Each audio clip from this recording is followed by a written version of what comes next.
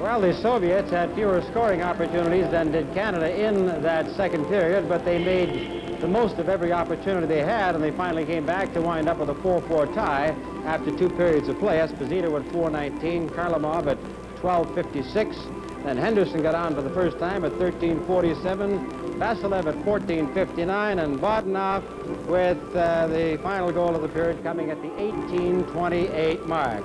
And now, one of the products of the Hockey Canada Scholarship Program is out there now with Bill Good.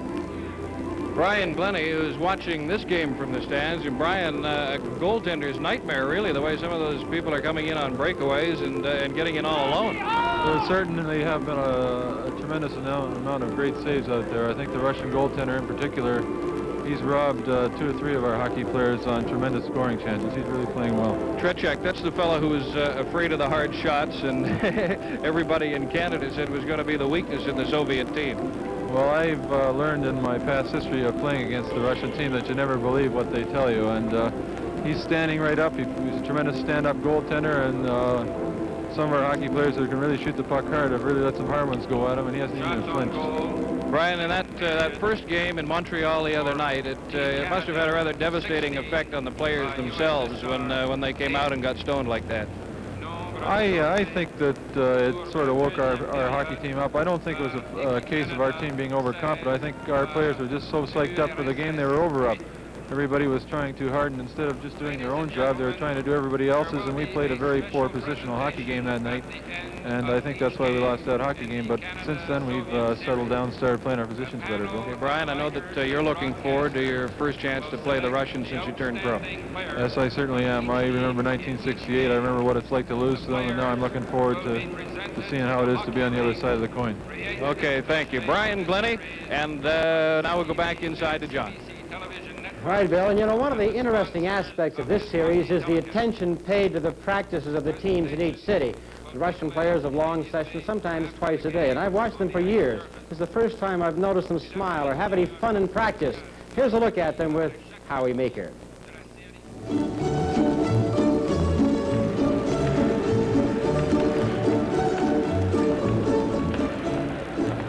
The Russian hockey team at practice, and look at them work. One of the things the Railbirds have noticed since the Russians come to Canada is how hard they work in a practice. No one stands around. They practice game situations all the time, and very, very seldom do you catch any of them standing doing nothing. Here's you set up a game situation of one-on-one, and Starshinov will come into the picture in just a moment. There he is, the veteran of the Russian team. Can play any position on the forward line, has tremendous experience, and a real good stick handler, and comes from behind and has the ability to put the puck in the net, as you'll see right here. Look at that. This fella here can just stand in and do a job in any position on the forward line for you, and he's a real good competitor. And there's a gentleman right there, Tretiak, who was supposed to be the weak link in the chain. Don't you believe it? This man is an excellent goaltender. Stands up extremely well. Has good hands, particularly the catching hand. And his feet, man, he can make some real good moves. Would look very, very good in any uniform in the National Hockey League. And one of the things he does extremely well is when he becomes maneuverable, he keeps the stick on the ice. Great concentration as well. Here's a fella worth $1 million, according to the Toronto Maple Leafs. Karlamov scored 2 goals in Montreal the other day. The best fellow that I think I've ever seen with a hockey stick. Just tremendous the way he can cradle the puck and pass the puck and receive the pass. And the veteran, Regular, been on the team for a number of years and has just as much fun now as when he was a rookie. Works hard at practice, has the ability to move both ways, make the long pass up through the center and take the man out in the corner. The Russian hockey team at practice.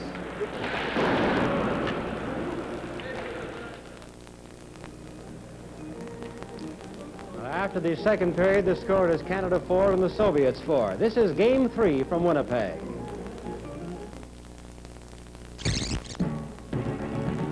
A new way to borrow.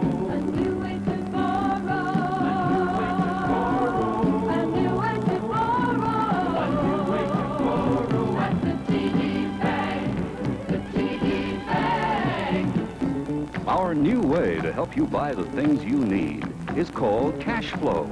It means that whenever you want a personal loan, what counts most with us is the money you're earning, not your possessions. Ask your Toronto Dominion Bank manager about cash flow, TD's new way to help you get a personal loan. There's a new way to borrow for people like you. A new way to borrow for people like me. A new way to borrow at the TD Bank.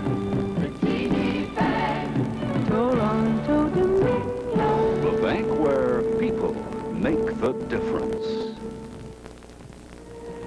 I recall in Prague last spring with Charlie Hay and Lou Lefebvre, Joe Crisket, everybody, the little side bets about could this series ever happen? Wouldn't it be fantastic if it did? Well, Lou Lefebvre collected, and here he is with Bill Good. Okay, Lou Lefebvre is, of course, the head of Sport Canada, but also a director of Hockey Canada, and we're wondering about future series of this kind. What is the future, Lou? Well, I think the way this series has been going, it predicts another series of some sort. We haven't worked out precisely the details of the next series. I'm sure that Canadians and indeed Europeans will want to see Europe's best against Canada's best again. Just what the modalities of that might be, Bill, is a little early to say. We've got another series like this to do. Will we see another national draw for tickets? That must have been a nightmare in terms of the bookkeeping, at least. Yes, it was a nightmare indeed, but I think it was a thing to do, Bill. I think if we had to do it over again with all the work that it entailed, we would. I think the crowd that you see here and the crowd that you saw in Toronto is not the normal Saturday night in Canada crowd, hockey night in Canada, and I think that's important that all Canadians have an opportunity to see these games. Yeah, you don't have a couple extra tickets for Vancouver on Friday night, do you? Just get your name in the lottery, Bill, and we'll see if we can pick it out. Okay, Lou, what about just the reception and the Hockey Canada situation generally? There's been a lot of comment that Hockey Canada has been pushed into the background in this series. I don't think that's true. I think there's a lot of newspaper talk about that, but the kind of thing that's going on in the ice here is a result of team play by the players. The kinds of things that have gone on behind the scenes to make this a real success is also a team effort. I think we've been working very, very well with the various invested interests, if you will, that are within Hockey Canada. The NHL, the Players Association, the government, the CHA, all of us, I think, have been working pretty well together. We had to expect some difficulties. They came out. I think we've smoothed them over. I think it's a team effort, and I think everybody's very happy they've been a part of it. The travel and the hotel reservation, the charter groups, not only the team plans, it all involves quite a package. Yes, indeed. As you know, there are 2,600 Canadians going to Moscow, and that in itself is just a real headache. Getting one tourist into Moscow can be difficult. When you've got to deal with 2,600 of them, you're in trouble. But it's going very well. I gather there's going to be a fair bit of doubling up and so on. Moscow really isn't a city that is used to having a lot of tourists. No, that's right. There will be some doubling up. I can only hope, Bill, that you get with the right person. Okay. The one of your choice. Lou Lefebvre, thank you very much. We go back to you, John. You got a choice? Yeah, so do I, because my wife's going over there with me. Howie, we've all watched and admired the great play of Phil Esposito, big 6'1", 195, does all the things well.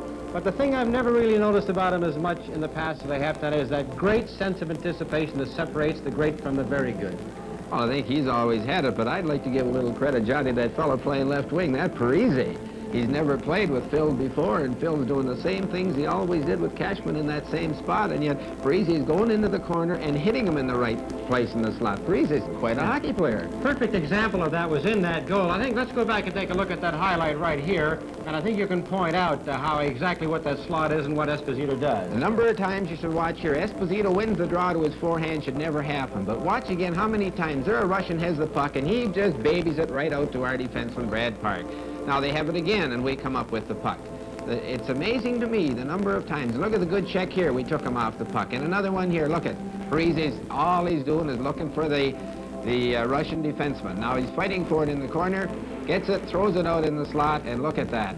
And you see where he's standing? He's got a patent on that spot. You know, one of the interesting things about this Soviet team is well, we have to come. This is the Canadian power play here, and it goes out to Park. And what you should watch is that fella right there, how he sneaks out into the middle of the rink. It was awful, awful dangerous. Now, there's the Russian taking us off the puck. If Cornwallis had shot there or passed right over here to Frank, he chose to pass in the middle. Now, number 7 takes Frank off the puck, and you see Mikhailo come back, and he banked it out into center ice. And look at this, the step Harlamov has on him. Now, right here, Tony figures that Harlamov's got to shoot the puck. And see how far out he is? And see how he protected the puck. We should just roll it right there. Fellas, if you can just go right back again and watch how the Russian stuck his foot out to avoid the check. Yeah, he thought, I think Tony thought that his check was covered on the right side, and he didn't have to worry. But when the check fell down, he then had the side to go, and he was beaten cleanly on it. But what about the fact, though, that 2 of their 4 goals have been scored while the Soviets have been shorthanded? Should never happen. No, I'll tell you, I think the Canadians had complete control of this game up until the 30-minute mark. I wrote down 4 or 5 things. I'm starting to figure it's Canada by 2 or 3 goals. But here is where conditioning is telling. The one goal, the last goal that the Russians got, one little Russian went in the corner and walked by 3 Canadians. Now, this hasn't been happening. Our fellas have been checking and checking extremely well all over the ice. And all of a sudden, we're not. And the second we don't use the body, we're in trouble. I noticed that Paul Henderson, who doesn't usually use the body, in the other game, he took 3 runs at a player, finally knocked him down, took a penalty, and then I guess he realized Paul Henderson isn't the body type of a hockey player. Now he's playing hockey, he got 1 goal, could have had 2. Well, it's just been a fantastic hockey game, and Johnny, we're in for a 3rd period, another one in Vancouver. I don't know whether I'm going to be able to stand it. All right, well, after the 2nd period, the score is Canada 4 and the Soviets 4. This is game 3 from Winnipeg. Look, we can tell you Edge gives you a better shave than foam, but to be really convinced, try this simple test. Take some foam and Edge gel and rub them both. You can feel that extra Edge lubrication. The more lubrication, the smoother the shave. That's why Edge is a gel, because Edge gives you up to 3 times more lubrication than bubbly foam. Edge, it's better than foam, any foam, because it's a gel. Try it. Dale Talon talks about protection. No matter what kind of protection you want, CCM has it. And you know, every piece of equipment CCM makes is designed to give you freedom plus protection. Because you never know what you're going to get hit with. Okay, advisory board, who threw that? Is that you, Frank? Oh, the millionaire. Smitty?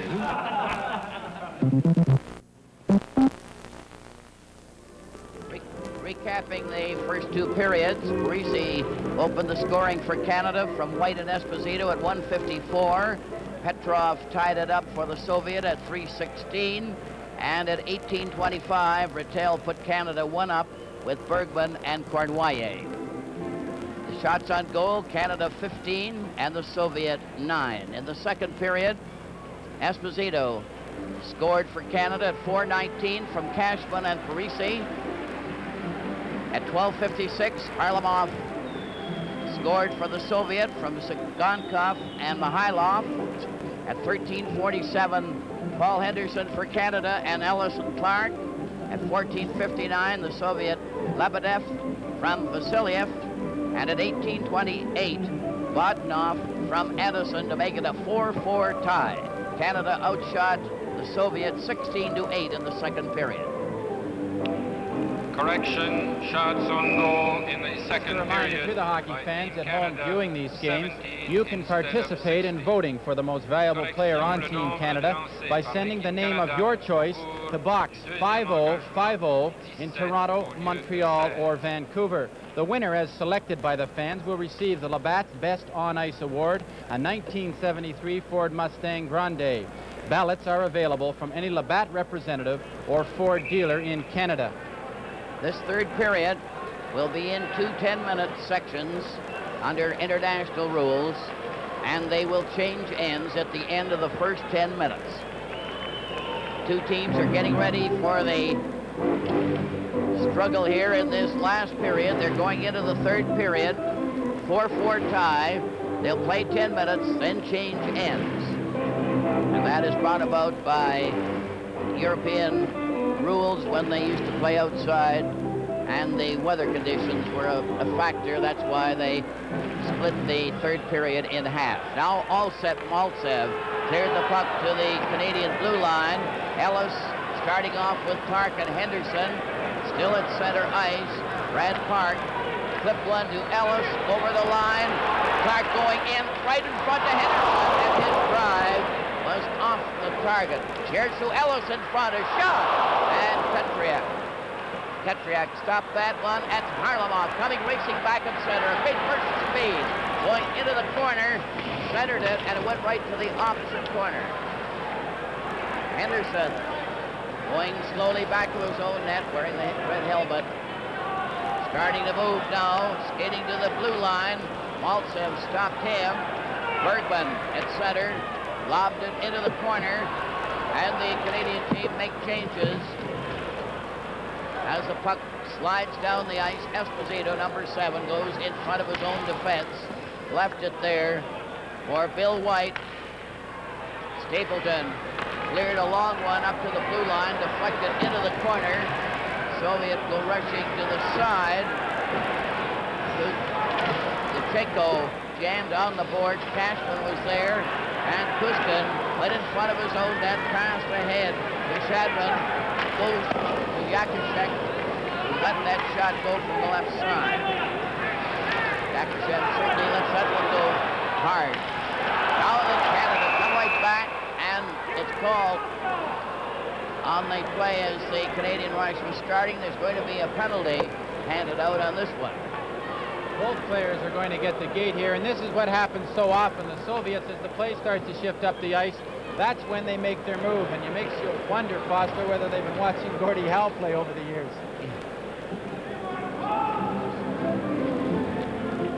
Looks like Mishakov, number 12, is getting the gate for the Soviets. Now then they'll play a man short. 5 aside. 8:27 left in the first half of the third period. It's a 4-4 tie. Checking still very close and hard. Penalties. USSR, number 12. Mishakov, 2 minutes for slashes. Canada, number 17. Bill White, 2 minutes for slashing at 1 minute and 33 seconds. Punition. 1:33. White and Mishakov off together, and the puck is in the Canadian zone. Puck is back to the goal, over to Stapleton, number 3. Very cautious, shoots it down the ice. It's going into the corner, back to the net. Lecheko shot it over the wing. Here's a drive by Peter Mahovlich that went off the side. Up to center ice. Cleared over the line into the corner. Yakushev is stopped by Savard. A clearing pass goes to that far wing. Yakushev into the corner, trying to wiggle his way out from the side. Cleared to Petrov in the corner. He shut it around on the play by Savard, who went down low to cover. What you have to be very careful of when both teams are playing shorthanded. Granted that they are playing evenly. Good work along the boards here. Look at Savard play the body. Now he's going for the puck with his skates. Good puck control here, taken down by Petrov. And Yakushev comes in and pins it along the boards. As I was saying, when you play shorthanded, it opens up a tremendous amount more ice surface, and it gives the chance for the skating forwards to handle the puck a lot more than they normally would if there were 5 men out there. From the face-off, the Soviets recover the puck. A pass in front of the net. That was close as Maharlov let that one go. Mihailov came in fast. Harlamov was in on that side, has it again, clearing over to Lechek right in front of the net. And a pass went off the stick and he couldn't control it. Soviets are pressing here as Stan Mikita clears with Cornwallis rushing in, leaving it. Lapointe couldn't control it. Stan Mikita digs it out. Here's a shot by Lapointe. It hit the Soviet player. Lapointe was knocked over by Sagankov. Park going back to get it. They're 5 aside. The pass to Cornwallis. Now to center. Lapointe over to Mikita, who couldn't get up in time. Shataloff. Now again, Canada get a chance with Mikita. Couldn't control the pass. Bergman waited too long, and the team turned full strength again, and the puck is shot over the line. Down for Mishakov, into the Canadian zone. Shot out to Cornwallis. Canadian team at center, Park, 5. Weaving around, and they change players. Quick pass at center. Clark shoots it in to the corner, and Vasiliev plays it over on the right board. Henderson belted the Soviet player with real gusto. Here's another shot. Henderson couldn't see the pass or shot coming from behind him. They're off into the side. Here, right in front of the net. Oh, Tretiak caught that one on Henderson right in front of the net. That was an unconscious save by Tretiak. Bobby Clark has good control. Now watch Tretiak. He has to watch Clark behind the net. He pinned against the post, not really that aware of Henderson out there, and he makes a terrific save here. Henderson goes right out, parks himself in front of the net. Now look at Tretiak, and he comes up with a terrific glove save and robs Henderson of the go-ahead goal. Henderson really thought he had that one in his mitt. The ice could definitely become a factor here in the third period. It is very wet, it's chippy, and as we've noticed, some of the passes are bouncing.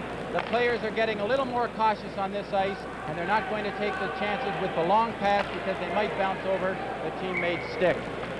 5:44 left in the first half of the third period. It's a 4-4 tie, and Clark, Ellis, and here's a shot wide by Ellis, went off the target. Now Hylov cleared it out to center ice. Bill White shot it right back in again. Lechenko, number 3, going back for the Soviet, cleared a forward pass to Mihailov to the blue line at center. Over the line, here's a shot into the corner. Maltsev went racing in back of the net. Mihailov is trying to dig it out, but he's covered on the play by White. With the score, Canada 4 and the Soviets 4. This is Game 3 from Winnipeg. There's a new way to forward. The face-off will be to the right.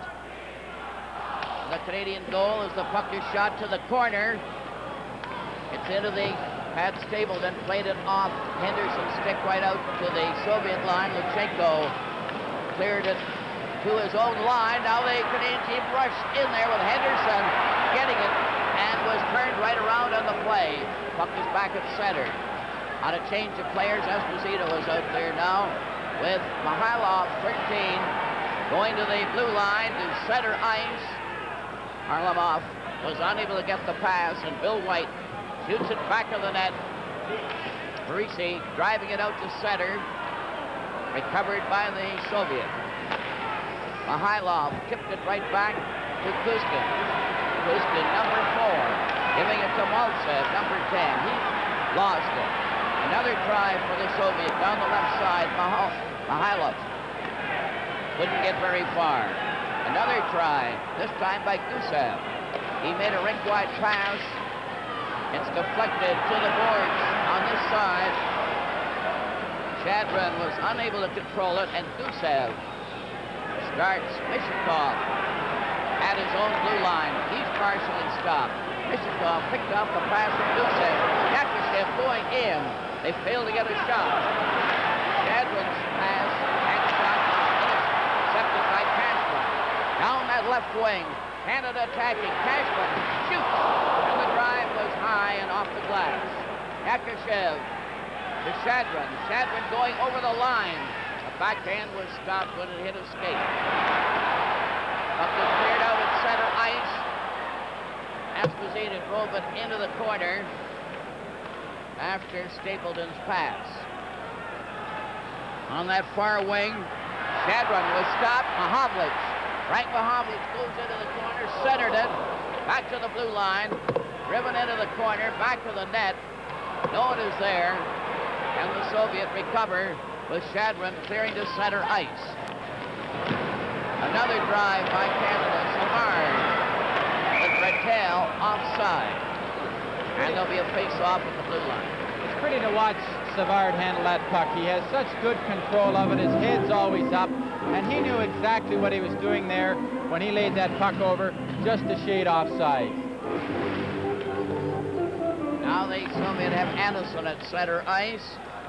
Bogdanov is on the left wing as the slider goes to Vasiliev. Still bouncing around there. Anderson couldn't get away. Now it's a slider over to Bogdanov. And they're checking very, very closely. Shadalov played it off the boards. Anderson couldn't get a drive on the goal, but it hit his skate. And the Canadian team shoot it down the ice. Petchak just played it back of the net. Canada center one to Homlich, but no one was there to get it. Lebedev cleared over the line to Botnov. A long shot went wide. Canadian team tried to get that puck out, but they're having a hard time. It slides to the blue line. Finally, Cournoyer drove one off a leg. That's Vasiliev playing it over on the side to Botnov. A rink-wide pass to the far wing to Lebedev. Back again to Shatilov. And they're passing that puck around. Canada intercept. And it's Lapointe. Now out there with Park, going in on that left side, took a jolt from Vasiliev. But the Soviet player Shatilov in possession, ahead to Harmelov. Are they moving in over the line? A close call there as Maltsev couldn't get his shot away. Then Harlamov gets that puck